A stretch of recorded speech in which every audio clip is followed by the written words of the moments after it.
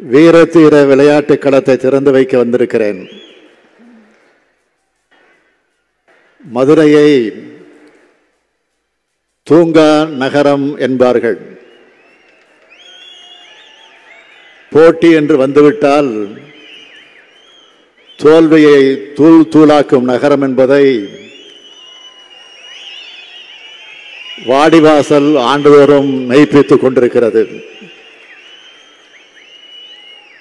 தமிழர் பண்பாட்டு விளையாட்டான ஏறுதழுதலுக்கு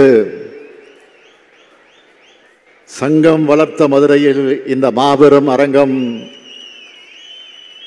நம்முடைய திராவிட முன்னேற்றக் கழக அரசால் கட்டி எழுப்பப்பட்டிருக்கு. அதுவும் தமிழ் தலைவர் கலைஞர் அவருடைய 100ஆண்டு விழா கொண்டாடுகிற ஆண்டில் அமைக்கப்பட்டிருப்பது கூடுதல் சிறப்பு. பல்லாயிரம் ஆண்டு பெருமை கொண்ட நம்முடைய தமிழினம் கொண்டாடும் எழுதலுக்கான அரங்கத்தை கட்டி எழுப்பியவன் இந்த ஸ்டாலின் என்று வரலாற்று என்னுடைய பெயர் இடம்பெறுவது எனக்கு கிடைத்திருக்கக்கூடிய பெருமை. திராவிட முன்னேற்றக் கழக ஆட்சி அமைந்து 3 ஆண்டுகள் ஆகியிருக்கு. அதுக்குள்ள 3 முக்கியமான கம்பீர சின்னங்களை இந்த மதுரையில் ஏற்படுத்தி இருக்கோம். 1, தமிழினத்தோட பழமையை சொல்ற கீழடி அருங்காட்சியகம் மதுரைக்கு அருகில் அமைக்கப்பட்டிருக்கு. 2வது, கலைஞர் பேரால மாபெரும் நூலகம் பிரம்மாண்டமா மதுரை மாநகரில் அறிவு மாளிகையா அமைக்கப்பட்டிருக்கு. இப்போ 3வதா இந்த கலைஞர் 100ஆண்டு ஏறுதழுதல் அரங்கம் ஜல்லிக்கட்டுக்கு பேரு போன அலங்காநல்லூர்ல அமைக்கப்பட்டிருக்கு. இதை சொல்ல நேரத்தில் 2015ஆம் ஆண்டு அறிவிச்சு இன்னைக்கு வரைக்கும் மதுரைக்கு இன்றைக்கு மத்தியில் இருக்கக்கூடிய ஒன்றிய பாஜக அரசால் கொண்டு வரப்படாத ஒரு திட்டமும் இருக்கு. அது உங்க ஞாபகத்துக்கு வந்தா அதுக்கு நாம் பொறுப்பு இல்லை. இந்த அரங்கத்தை கம்பீரமாகவும் அழகாகவும் அமைச்சு கொடுத்த பொதுப்பணித்துறை அமைச்சர் மாண்புமிகு ஏவா வேலவர்களை பாராட்டுகிறேன், வாழ்த்துகிறேன். அவருடைய சாதனை பட்டியலில் இப்போ இந்த கலைஞர் 100ஆண்டு ஏறுதழுதல் அரங்கமும் சேர்ந்துடுச்சு. சென்னையில் கலைஞர் நினைவகமும் விரைவில் திறக்கப்பட இருக்கு. இந்த விழாவை மிக பிரம்மாண்டமாக ஏற்பாடு செய்துள்ளார் நம்முடைய மாண்புமிகு அமைச்சர் மூர்த்தி அவர்கள். தை மாதம் பிறந்தால மாண்புமிகு மூர்த்தி ஜல்லிக்கட்டு மூர்த்தியா மாறிடுவார். கோட்டைக்கு கூட வராம ஜல்லிக்கட்டு மைதானத்தில் இருந்துடுவார். அந்த அளவுக்கு ஏறுதழுதலுக்கு தனது உயிராக கருதக்கூடிய மூர்த்தியை நான் பாராட்டுகிறேன், வாழ்த்துகிறேன். இங்கு அமைந்திருக்க இந்த பண்பாட்டு சின்னம் தமிழினத்தினுடைய பண்பாட்டின் மரபின் தொடர்ச்சி. சிந்து சமவெளி காலத்து முத்திரைகள்லேயே திமிழ் காளைகள் இருக்கு. அதுல காளைகளோட நேர்கொண்ட பார்வையை நாம பார்க்கலாம். பல்லாயிரம் ஆண்டுக்கு முன்பு இருந்த ஓவியங்கள்ல திரண்டு தொங்கும் தாடை, அகன்று வளைந்த கொம்பு கொண்ட காளைகள் இருக்கு. ஏன் கீழடியில் திமிழில் உள்ள காளையோட முழு எலும்புக்கூடு கிடைச்சிருக்கு. முல்லை நில மக்களோட வீர விளையாட்டா இருந்திருக்கு. பழந்தமிழ் இலக்கியங்களையும் இதை பற்றி உயர்வா பாடப்பட்டிருக்கு. எழுந்ததுகள் ஏற்றனர் மார்பு கவிழ்ந்தன மறுப்பு கலைஞனர் பலர்னு ஏறுதழுதல் காட்சியை நம்ம கண் முன்ன கொண்டு வந்து காட்டுது கலித்தொகை. தை மாதம் தொடங்கி பொங்கலுக்காக முதல் 3 நாள் அரசு கருவூலத்தை தவிர மற்ற பொது அலுவலகங்களில் மூடணும். பிரிட்டிஷ் ஆட்சி காலத்தில் கவர்னர் அறிவிச்சிருக்கார். தமிழர்களோட பண்பாட்டை சரியாக அறிந்தவர்களாக அந்த காலத்து கவர்னர்கள் இருந்திருக்கிறாங்க. ஆண்டுதோறும் தை மாதம் ஏறுதழுவு நடக்கும் போது அலங்காநல்லூரும் அவனியாபுரமும் பாலமேடும் உற்சாகத்தோடு காணப்படும். இந்த பண்பாட்டு திருவிழா உலகம் முழுவதும் பேசப்படும் தான் இந்த அரங்கத்தை அமைக்கிற முடிவை எடுத்தோம். தலைவர் கலைஞருக்கு ஏறுதழுவு போட்டி மேல தனி பாசம் உண்டு. அதனால்தான் தன்னுடைய மூத்த பிள்ளையான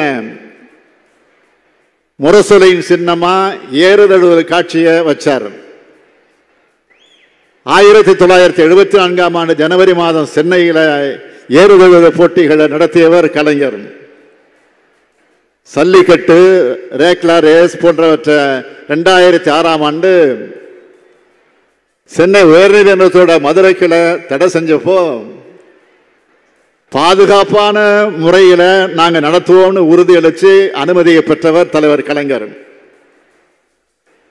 2007ஆம் ஆண்டு உச்சநீதிமன்றம் ஜல்லிக்கட்டுக்கு தடை விதிச்சப்பவும் தடையை நீக்கிறதுக்காக வலுவான வாதங்களை வச்சு வாதாடினதும் போட்டிகள் நடத்தலாம்னு அனுமதியை பெற்றதும் கழக ஆட்சியில்தான். ஆட்சி மாறியதும் 2014ஆம் ஆண்டு ஜல்லிக்கட்டு நடத்த முடியாத சூழல் வந்தது. நம்ம இளைஞர்கள் சேர்ந்து மெரினா தமிழர் புரட்சின்னு சொல்ற அளவுக்கு 2017 மிகப்பெரிய மக்கள் போராட்டம் சென்னை கடற்கரையில் நடந்துச்சு. அமைதி வழியில போராடினவங்க மேல வன்முறையை ஏவி கூட்டத்தை கலைச்சி அன்னைக்கு இருந்த அதிமுக ஆட்சி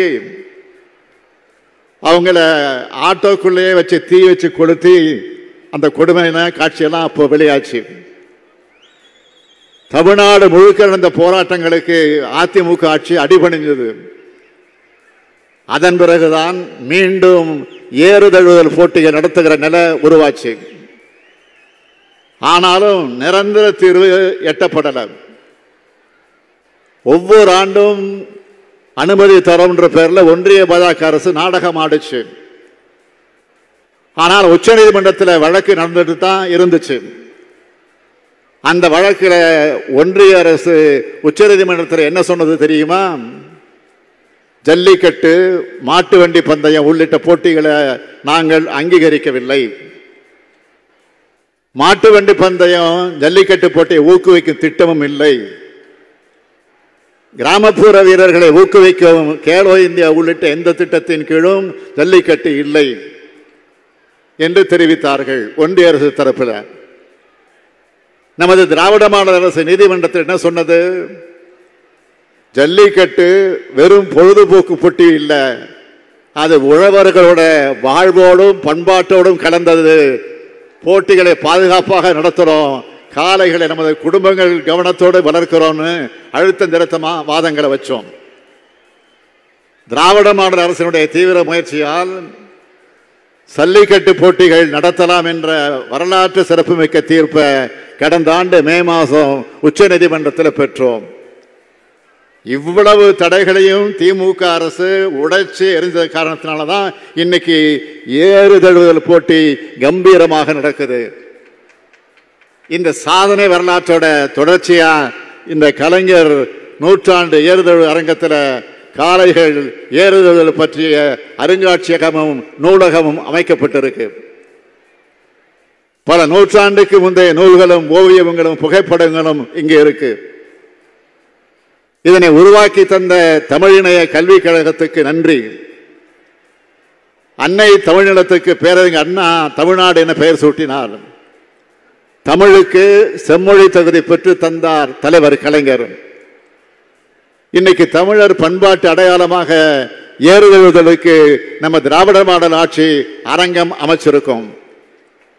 இந்த தருணத்தில் நான் உங்ககிட்ட கேட்க விரும்புவது, சாதி பிளவுகளும் மத வேறுபாடுகளும் தமிழர் ஒற்றுமையை சிதைக்க பிற்காலத்தில் உருவாக்கப்பட்டவை என்பதை உணர்ந்து தமிழர் என்ற நமது அடையாளத்தோடு இது போன்ற பண்பாட்டு திருவிழாக்களை ஒற்றுமையாக நடத்துவோம்.